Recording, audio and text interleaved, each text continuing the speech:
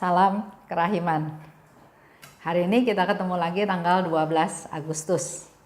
Kita akan baca dari 577. Kita mulai ya dengan doa pembukaan. Dalam nama Bapa dan Putra dan Roh Kudus. Amin.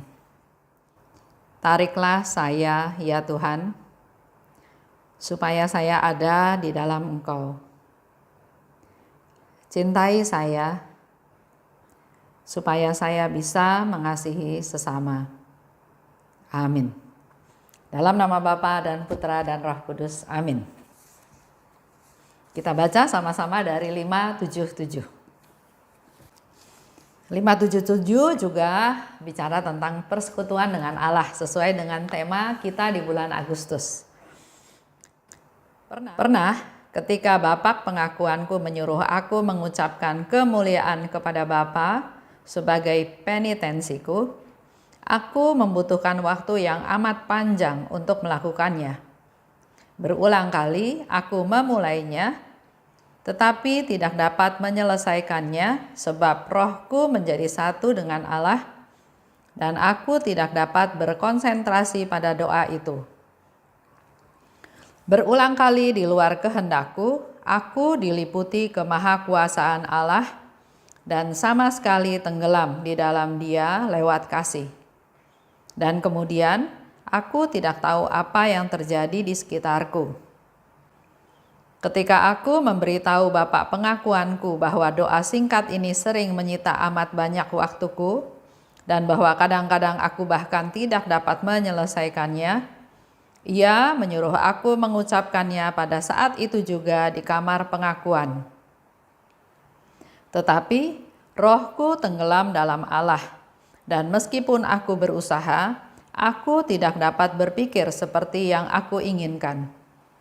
Maka Bapak pengakuan berkata, "Mari, ulangilah sesudah aku." Aku mengulangi setiap kata, tetapi ketika aku mengucapkan setiap kata, rohku membenamkan diri dalam pribadi yang sedang kusebut. Itu 577. Pengalaman dari Suster Faustina pada waktu dia bersatu dengan Allah, ya. Sehingga dikatakan pernah. Jadi kejadian ini dia mau sharingkan apa yang dialami, apa yang terjadi kalau dia bersatu dengan Allah. Pada waktu itu, Suster Faustina ada di ruang pengakuan, sedang menerima sakramen tobat. Bapak pengakuan minta kepada Suster Faustina untuk melakukan penitensinya. Biasanya kan kita kalau sudah mengaku dosa kita, nanti Romo katakan sebagai penitensi kamu berdoa 5 kali Bapa kami, kamu berdoa rosario, kamu berdoa koronka. Nah, di sini Bapak pengakuan dari Suster Faustina mengatakan supaya berdoa kemuliaan kepada Bapa. Nah, problemnya adalah Suster Faustina nggak bisa doa kemuliaan kepada Bapa tersebut. Bahkan mulainya aja sangat susah, bahkan di sini dikatakan dia nggak bisa menyelesaikannya. Perlu waktu yang lama, berulang-ulang dimulai tapi nggak bisa diselesaikan. Nggak bisa konsentrasi. Dan pada waktu itu dia bilang dia nggak tahu apa yang terjadi di sekitar dia. Sehingga Bapak pengakuan katakan, oke, kalau begitu kamu lakukan penitensi kamu di sini di ruang pengakuan juga. Biasanya nggak kita lakukan ya, biasanya Romo selalu bilang nanti kamu berdoa A, B, C, D. Tidak di ruang pengakuan. Tapi karena Suster Faustina bilang dia nggak bisa menyelesaikan doa tersebut, sehingga Bapak pengakuan bilang, oke, kamu berdoa di ruang pengakuan ini. Dan ternyata tetap nggak bisa ya. Akhirnya Bapak pengakuan bilang, oke, sekarang gini deh, step yang ketiga adalah saya yang doa, kamu yang mengulangi. Ya, jadi kemuliaan kepada Bapak. Bapak pengakuan katakan seperti itu dan Suster Faustina mengikuti kemuliaan kepada Bapak dan selanjutnya. Di situ Suster Faustina sharing lagi. Kesulitan itu dia katakan sebab rohku menjadi satu dengan Allah dia bersatu dengan Allah, ya. Aku diliputi kemahakuasaan Allah, tenggelam dalam Dia lewat kasih. Itu yang di-sharingkan oleh Suster Faustina, pengalaman dia bersatu dengan Tuhan. Dia nggak berdaya, dia nggak bisa melakukan apa-apa, dia nggak bisa mengontrol pikirannya. Inilah misteri belas kasih, ya, dikatakan seperti itu. Sebetulnya Yesus juga memanggil kita semua untuk terus mempersatukan diri dengan Yesus. Bahkan Suster Faustina kasih contoh, di dalam ruang sakramen tobat pun Allah mau bersatu dengan kita. Kalau kita masuk ke ruang sakramen pengakuan dosa, sakramen tobat, awalnya kan kita mau mengaku dosa, ya. Kita bersalah, kita melakukan kelalaian, dan di dalam kamar pengakuan itu kita mengakukan dosa-dosa kita, ya. Tapi mindsetnya sekarang sudah berubah, bahwa kita pergi ke sakramen tobat bukan hanya tujuannya untuk mengaku dosa-dosa kita, tapi lebih ke arah saya percaya saya punya Allah yang maha baik, Allah yang maha rahim, Allah yang mengampuni segala dosa-dosa saya. Jadi datang ke ruang pengakuan bukan untuk diadili, tapi justru untuk menyadari kelemahan kita. Kita datang pada Tuhan, kita menunjukkan kelemahan kita, kegagalan kita, dan kita punya iman. Tuhan akan ampuni segala dosa kita, dan sebaliknya akan memberikan rahmat baru, kekuatan yang baru untuk kita bisa menjadi lebih baik. Inilah tawaran yang Tuhan berikan kepada kita. Dikatakan, inilah misteri belas kasih. Jadi Yesus memanggil kita semua, bukan hanya Suster Faustina untuk datang ke sakramen tobat. Karena Yesus ingin bersatu dengan kita. Banyak permenungan, banyak yang kita bisa gali dari cerita ini. Jadi saya harap untuk hari ini, saya juga tidak akan cerita panjang-panjang, tidak akan sharing juga, tapi ingin memakai waktu yang ada untuk lebih menggali lagi keinginan, kecintaan kita untuk bersatu dengan Tuhan. Di mana aja. Bahkan hari ini Suster Faustina katakan, di ruang pengakuan dosa pun kita bisa bersatu dengan Tuhan. Jadi buat Bapak Ibu yang masih ragu, masih takut untuk selalu menghindar dari sakramen tobat, jangan ya, lakukan. Bahkan saya lihat sekarang di informasi di YouTube sudah ada yang mulai memberikan sakramen tobat. Manfaatkan untuk datang pada Tuhan, merasakan kasih Tuhan, merasakan kehadiran Tuhan, dan sekaligus Tuhan akan membersihkan kita dari segala dosa-dosa kita. Kita menjadi manusia baru yang semakin hari akan menjadi semakin kuat karena memperoleh rahmat dari Tuhan.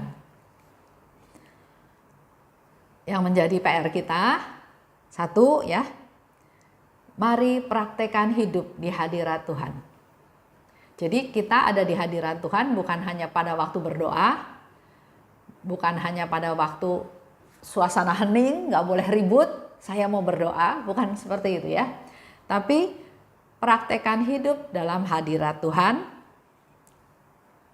dengan banyak aktivitas ya.